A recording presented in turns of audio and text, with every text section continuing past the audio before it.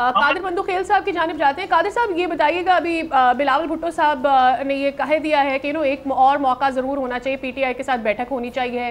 اس وقت جو over all situation ہے اس میں ضرورت اس بات کی ہے. ان کا شہید ذوالفقار بھٹو کی برسی پر ان کا جو تقریر تھا, خطاب تھا, اس پر بھی انہوں نے ایک دفعہ پھر سے یہ بات کی کہ ہم سارے بھائی ہیں, سارے صوبے بھائی ہیں, ہم مل کے بیٹھیں, ایک دفعہ پھر سے بات چیت کا سلسلہ شروع ہو.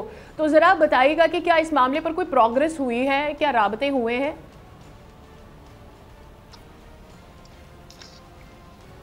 بہت شکریہ. دیکھیے پہلے تو مجھے پی ٹی آئی کے اوپر بات کرنے دو. 1.5 مہینہ پہلے پی ٹی آئی نے اعلان کیا تھا کہ عید کے بعد حکومت پہ چڑھائی کریں گے, عید کے بعد جا کے گرانڈ اپوزیشن بنے گا. تو وہ گرانڈ اپوزیشن تو پی ٹی آئی کے اندر ہی میرے خیال میں بنے گا. گرانڈ اپوزیشن اگر بن گیا, دوسری پارٹیوں کو تو لگ نہیں رہا ہے. مولانا فضل الرحمان صاحب کے بیان کبھی آپ نے حوالہ کیا ہے.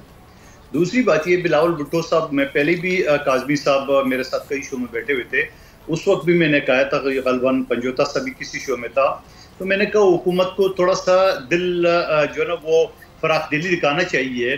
اگر انہوں نے رات 10:30 بجے اعلان کیے کہ خان کے ساتھ ملاقات کے مشروط کا, جو کہ غلط تھا, مگر پھر بھی حکومت کو رات 11 بجے جو ہے نا وہ 55 سیٹوں والی بس کھڑی کر دینی چاہیے اور سب کو بٹھا کے اڈیالہ جیل لے جانا چاہیے, جاؤ ملو.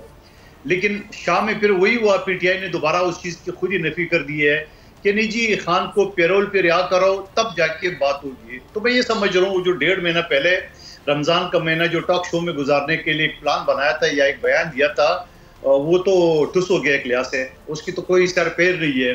مولانا صاحب کے اوپر جو زیادہ اعتماد کر رہے تھے وہ بھی آپ نے سنا دی ہے. تو اب میرے خیال میں یہ شرام ترکئی اور مروت گنڈپور اور یہ دوسرے تیسرے ان کا یہ گروپ بن جائے پنجاب کی, یہ ساری کھٹے ہو جائے تو اس کو ہم ضرور گرانڈ اپوزیشن کہیں گے. ٹھیک ہے. اچھا, میرا سوال یہ تھا کہ بلاول بھٹو صاحب نے کوئی رابطہ کیا ہے؟ ان کی جانب سے کہا گیا تھا کہ ٹھیک ہے وہ ایک کوشش کر سکتے ہیں, تو کیا کوشش ہوئی ہے؟ دیکھیں ہمارا کام تھا جو بھی قانون آئین کے مطابق جو ایک سلسلہ ہے, 8 فروری کا الیکشن ہوا, ہم نے اس وقت پی ٹی آئی کو آفر کی کہ آپ بڑی پارٹی ہو, ہم آپ کو غیر مشروط طور پہ سپورٹ کر رہے ہیں. ان کا شاید یہ خیال تھا یا ان کی ترجمانوں کا کہ ایک ہفتے کے بعد حکومت جو ہے نا وہ چلے گی, تو ایک ہفتے کے لیے ہم کیوں پیپلز پارٹی کے ساتھ احتیاط کر لیں. اور پھر اس کے بعد ایک ہفتے سے ہوتے ہوئے آج 1.25 سال گزر گیا. تو میرے خیال میں ماضی کی نسبت یا پی ٹی آئی کی حکومت کی نسبت تو موجودہ حکومت زیادہ بہتر پرفارمنس دکھا رہی ہے. گو کہ میرے حساب سے جو دکھانا چاہیے وہ نہیں دکھا رہی ہے, مگر پی ٹی آئی سے تو بہتر دکھا رہی ہے. اور پھر اس کے بعد جا کے وہ حکومت کے دڑے بنانے کا یا اپوزیشن کو دڑے اکٹھے کرنے کا, تو ان کے اپنے جو دڑے بنے ہوئے ہیں ان کے کیا کریں گے. شیر افضل مروت کے بیانات آپ دیکھ لیں یا ان کے دوسرے تیسرے کا دیکھ لیں, وہ تو پہلے ہی کہتے ہیں کئی گروپ سامنے آئیں گے. تو میں یہ سمجھ رہا ہوں کہ اب ہم کس سے مذاکرات کریں. ہم نے پی ٹی آئی کو ایک آفر کی ہے, پہلے بھی آج بھی کی ہے, اور حکومت کے اوپر تنقید کی ہے, ان کو موقع دینا چاہیے. تو کیا بلاول صاحب بانی پی ٹی آئی سے جا کے بات کر سکتے ہیں؟ کیونکہ کئی بار ہم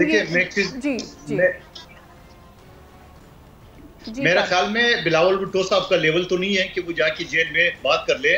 ہاں, اگر پی ٹی آئی آفر کرے کہ پیپلز پارٹی کوئی نمائندہ آ جائے تو ضرور اس کے اوپر جو ہے نا وہ سوچا جا سکتا ہے. قادر صاحب, اب مجھے یہ بتائیں کہ ایک جانب تو پی ڈی ایم کی حکومت کی بات کر رہے ہیں مولانا صاحب, دوسری پی ڈی ایم کی بات کر رہے ہیں, اور پھر وہ یہ بھی کہہ رہے ہیں کہ جی کچھ سم آف دا ممبرز اس وقت حکومت میں ہیں, کچھ اپوزیشن میں ہیں. کچھ آپ کو سمجھ میں آ رہا ہے کہ اس وقت مولانا صاحب کے ذہن میں کیا چل رہا ہے اور کیا پلاننگ ہے ان کی اس حوالے سے؟ when he says کہ جی پی ڈی ایم کی حکومت, پی ڈی ایم جو تھی وہ آدھی بٹ گئی ہے, ادھر بھی ہے ادھر بھی ہے, لیکن پی ڈی ایم قائم ہے.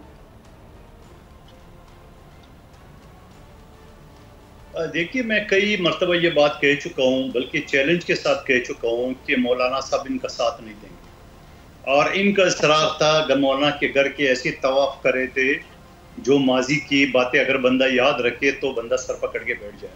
لیکن اس کے باوجود مولانا نے ان کے سامنے مولانا صاحب کسی بھی قسم کا کوئی لارا کیوں دیں گے پی ٹی آئی کو؟ ان کو کیا فائدہ ہوگا اس کی وجہ سے کہ اگر ان کا انٹرسٹ نہیں ہے, آپ جس طرح سے بات کریں؟ دیکھیں میں آپ کو تھوڑا سا دلائل سے بات کروں گا, تھوڑا غور سے سن لیں میں کیا کہنا چاہ رہا ہوں. مولانا جو نا ان کا جو حلقہ ہے وہ خیبر پختونخوا, مولانا کہتے ہیں کہ میرے مینڈیٹ چوری کر دیے, پی ٹی آئی کو دے دیا گیا. ठीक। अब आप मुझे बताओ, मौलाना अगर पीटीआई का साथ दे तो एहतजाज किसके खिलाफ करेंगे? एक रियलिटी है।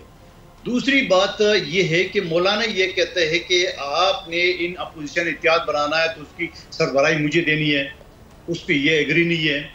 तीसरा, मौलाना साहब का तो बयान आया था ना कादिर साहब, मौलाना साहब का तो बयान आया था कि उन्हें सदारत नहीं चाहिए, आपको याद होगा मौलाना साहब का बयान। मुंह पे थोड़ी बोलेंगे मेरी बहन, अच्छा, वो मुंह पे थोड़ी बोलेंगे मुझे सदारत दे देने। जो इनके लोग बता रहे हैं, जो मीडिया टॉक में बता रहे हैं, वो सारी चीजें तो यही शर्त है। अच्छा। तीसरा, मौलाना ये कहता है कि अगर एहतियात बन गया, मैं सरबरा हुआ, या दूसरा अल्टरनेट, यानी बीच में ये भी तजवीज़ आई थी कि एक सदर और एक चेयरमैन बनाएंगे, क्योंकि महमूद खान अचकज़ई साहब को पहले वो सरबरा बना चुके हैं। तो फिर तीसरी शर्त इनकी ये थी कि जो भी फैसला होगा इस एहतियात के अंदर होगा, अडियाला जेल में नहीं होगा।